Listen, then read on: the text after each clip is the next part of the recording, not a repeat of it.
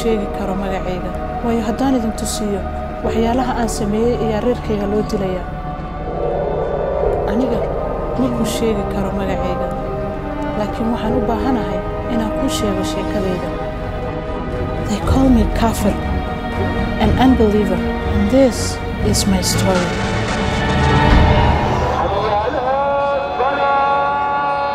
I'm a Somali, born and raised in the Horn of Africa. To be Somali is to be a Muslim. Our religion is our culture. Somali people are very close. We share everything. In our house, we had only one room, and there were 7 of us.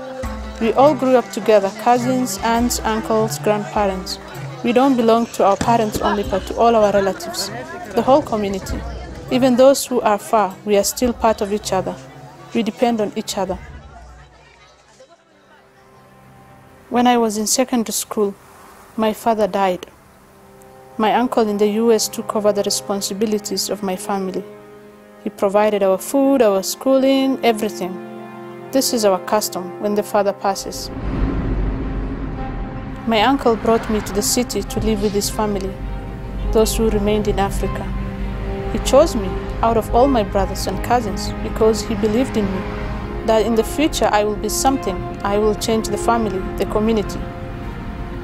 Some people thought this was a mistake. They said, keep her in the village, find her husband. In the city, she might lose her way.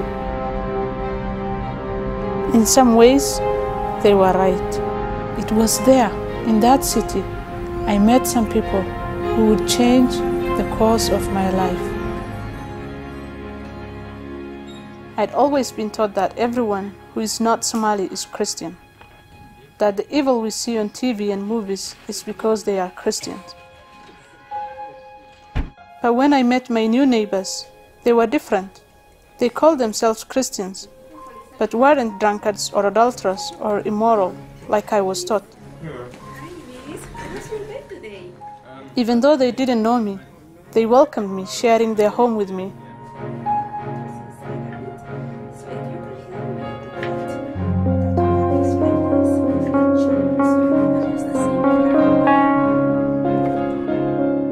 I started thinking, no, we should be Muslims because we are very good, more than even a Muslim.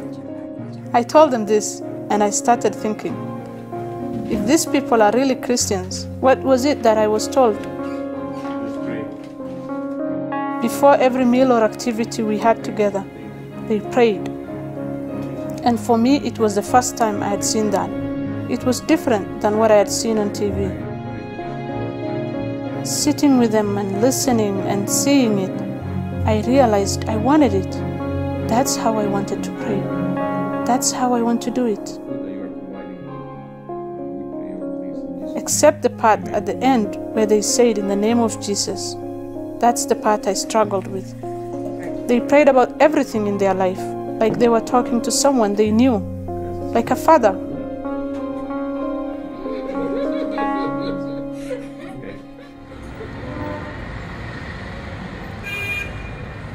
This led to many discussions about religion, about who God is, about who we are. They would ask me questions about Islam. I would ask them questions about Christianity. I would say, no, that's not Christianity. Then they would refer me to the Bible. We will read it together. But soon, I wanted to know more. I wanted to read it for myself. I asked for a Bible of my own.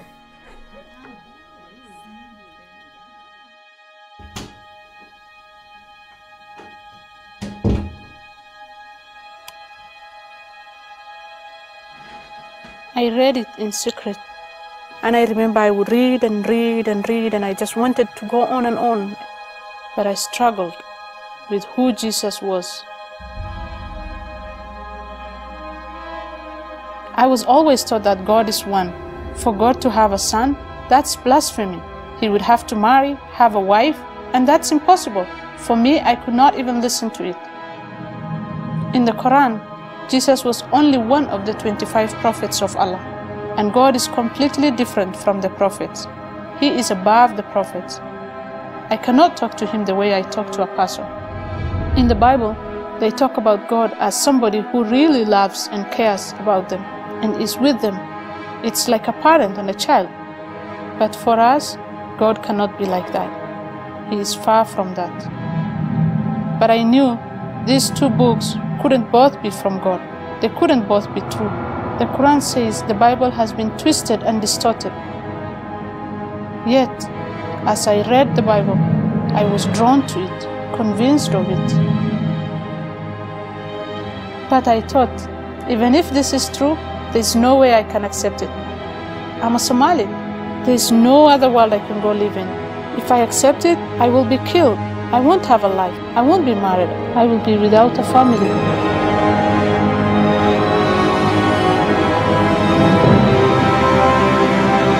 But the closer I got to my Christian friends, and the more I studied, the more trouble it caused for me and my family. They wanted to know where I was getting this all of a sudden doubt. You should not ask questions. Asking questions about Islam means that I was doubting.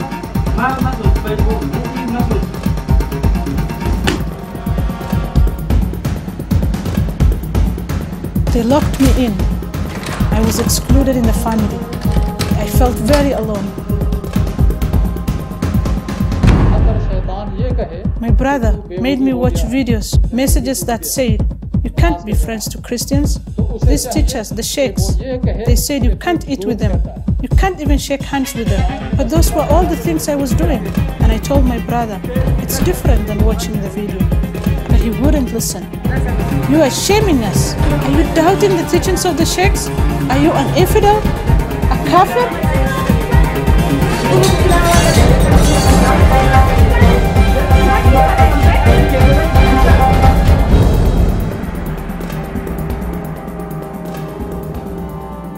My brother, my community, they turned against me.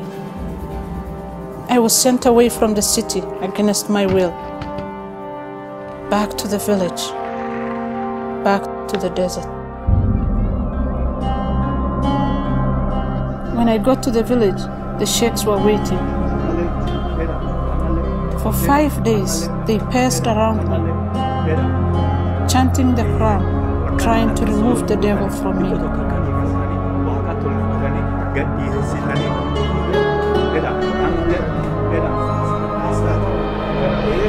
They spit on me, they spit in a bowl, then made me drink and wash. They said it will purify me. But your heart has to accept. You have to want it for the prayer to work. But this time, I didn't. I was forced to. My heart was completely against it. I had no hope in these prayers. I didn't want this life they had planned for me, and I felt more helpless than ever. I thought my life was over. Is this my religion? Is this what I will be?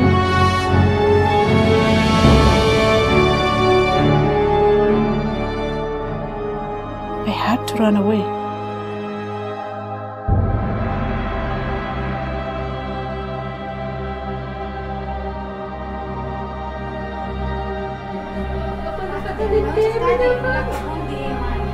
My mother begged me not to go.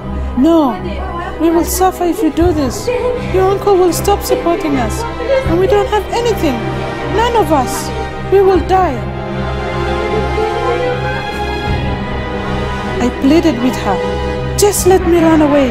I can't accept this life.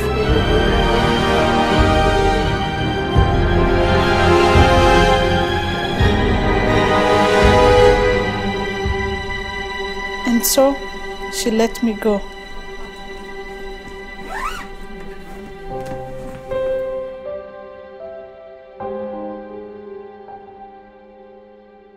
I put on the sharer, the veil. This time, it was not to show my submission, but to hide my identity. It was my only way to escape, and I would have only one chance.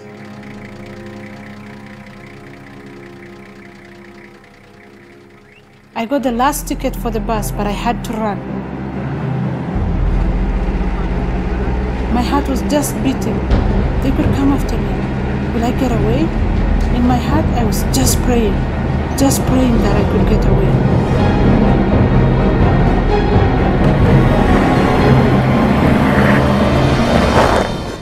But 2 hours outside the village, the bus broke down.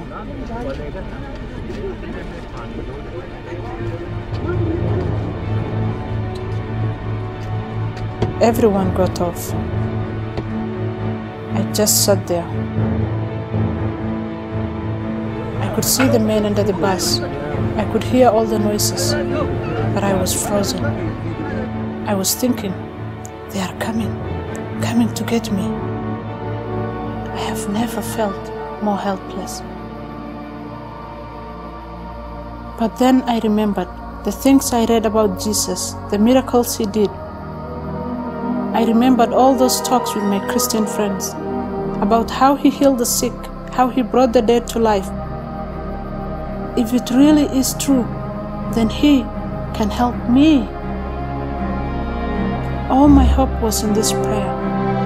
If you are really the Son of God, God of miracles, can you save me?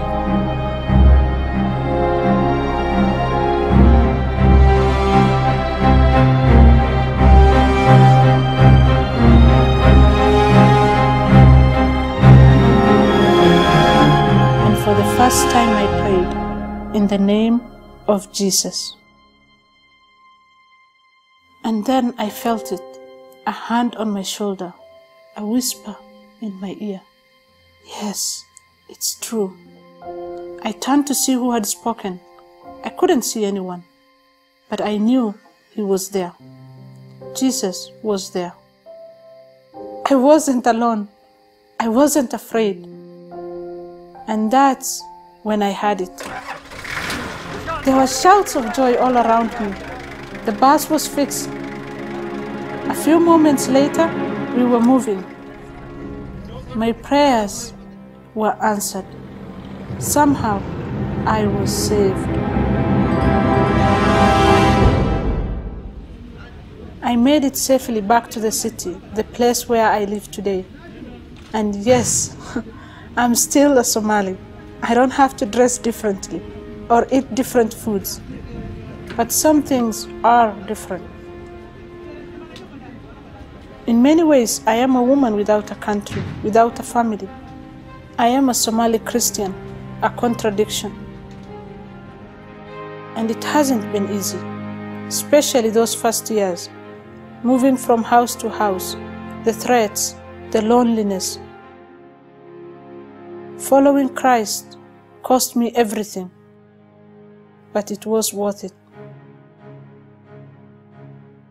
Among my people, there is a proverb: I and Somalia against the world.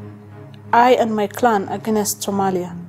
I and my family against the clan. I and my brother against the family. I against my brother. But I don't believe this anymore. Now I pray for different things. I pray that God will redeem the Somali people. They are not the enemy. They just need to know the truth. I pray that my people would know the Jesus of the Bible. I pray that other believers around the world will remember Somalis, that they will pray for them and intentionally go to them, like my Christian friends did with me. And I pray that Jesus will restore my relationship to my family. I miss my mother and sisters. I miss my brother.